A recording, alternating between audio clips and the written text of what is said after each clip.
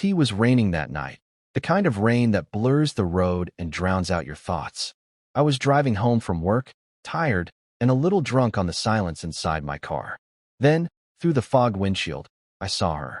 A woman, standing alone by the highway, drenched from head to toe. I slowed down. Her white dress was clinging to her like it had been soaked for hours. She didn't move, didn't even look up, just stood there in the middle of the rain. Pause. Something told me to keep driving. But my conscience whispered, what if she needs help? So, I pulled over. Middle, suspense building. When she looked up, her eyes were pale, almost colorless. Do you need a ride? I asked through the rain. She nodded slowly, then opened the back door without a word. As she sat inside, the air in the car turned freezing cold. I glanced in the rearview mirror. She was just staring out the window, dripping water onto the seat. Where are you headed? I asked.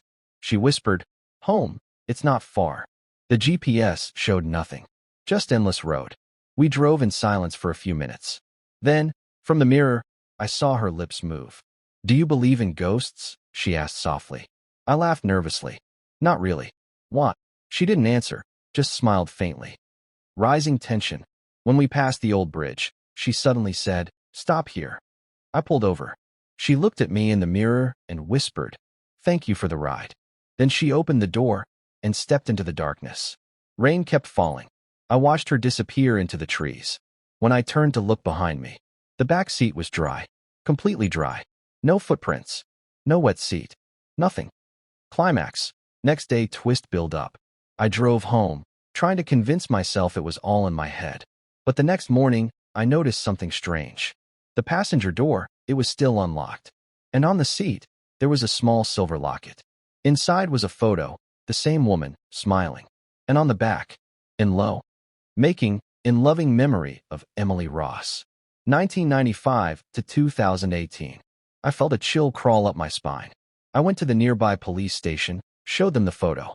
The officer looked at it for a few seconds, then sighed. You're not the first, he said quietly. Every few years, someone stops for her. Always near that bridge. Ending, haunting twist. That night, I drove past the same road again. I told myself I wouldn't look, but I did. And there she was, standing by the highway, drenched in rain, waiting for another kind soul to take her home. Soft whisper in background. Do you believe in ghosts now?